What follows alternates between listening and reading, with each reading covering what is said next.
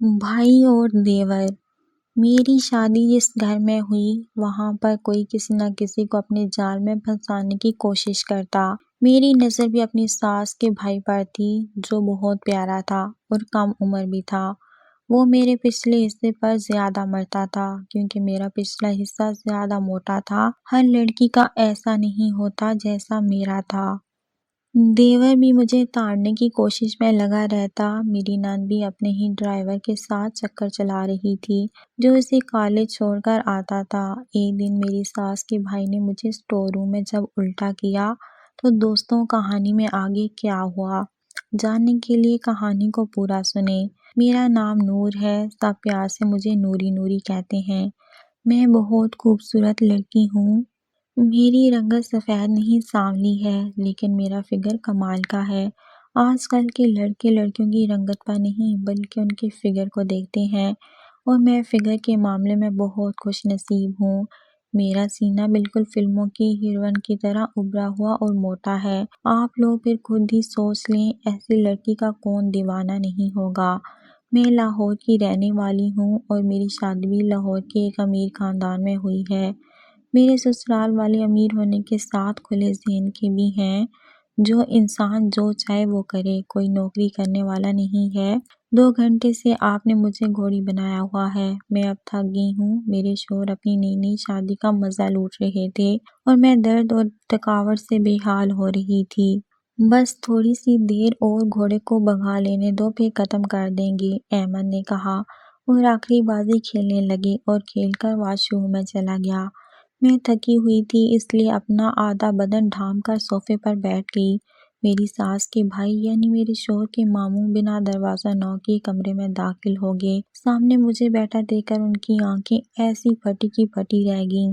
مجھے بھی شرارت سوجی اور میں نے چادر اپنے قدموں میں گرا دی۔ اب کی بار ماموں کا آنکھوں کے ساتھ بہت کچھ پھٹا اور کھلے کا کھلا رہ گیا۔ ماموں نے جلدی سے اپنی آنکھوں پہ ہاتھ رکھا اور کمرے سے باہر چلے گئے اور جاتے جاتے مجھے ایک نظر دے کر شرمانے والے انداز پر ہنس پڑے۔ وہ کم عمر ہونے کے ساتھ خوبصورت بھی تھے لیکن شرماتے بہت ہیں۔ میں چاہتی تھی وہ شرمانا چھوڑ کر بے شرم ہو جائیں۔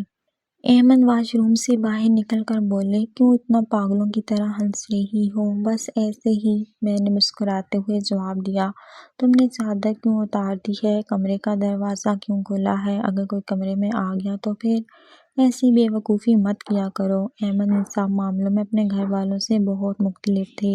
میرے سسرال والے جتنے کھلے ذہن کے تھے وہ اتنے ہی تنگ ذہن کے تھے۔ کوئی بھی نہیں آتا، آپ بلا وجہ الٹا سوچتے ہیں، میں نے منہ بنا کر کہا اور واش روم چلی گئی۔ میں چاہتی تھی احمد بھی کھلے ذہن کا ہو۔ میں چاول لے کر کچن میں آئی اور اپنے لیے چائے بنانے لگی۔ میرا دیور بھی کچن میں تھا۔ وہ اپنی ماں اور باپ کی طرح کھلے ذہن کا مالک تھا۔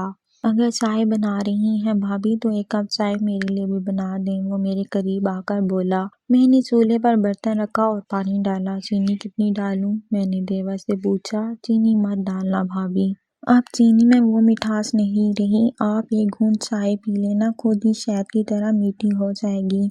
میرا دیور اپنی زبان پھیر کر بولا۔ اس کی شرارت پر میں ہنس پڑی کیونکہ مجھ پہ چھیڑ چھاڑ اچھی لگتی تھی۔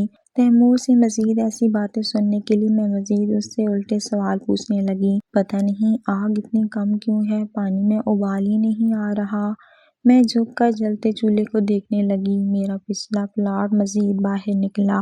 میرا دیور میرے اس حصے پر گہری نظر لگا کر بیٹھ گیا۔ میں نے ماچس زمین پر پھینکی اور مزید جھکی۔ تیمور سے مزید برداشت نہ ہوا اور اس نے میرے اس بڑے پلاٹ پر اپنا ہاتھ رکھ لیا۔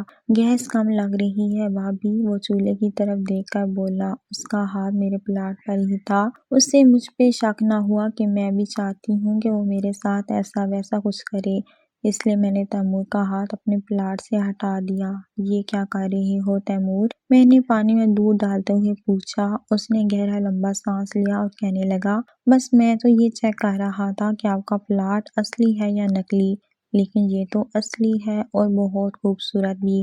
بھائی جان تو خوب پلاٹ پر رقص کرتے ہوں گے، کاش ہم بھی بھائی جان کی طرح اتنے خوش نصیب ہوتے کہ آپ کے اس پلاٹ پر رقص کر سکتے یا کم از کم قریب سے چھو بھی لیتے۔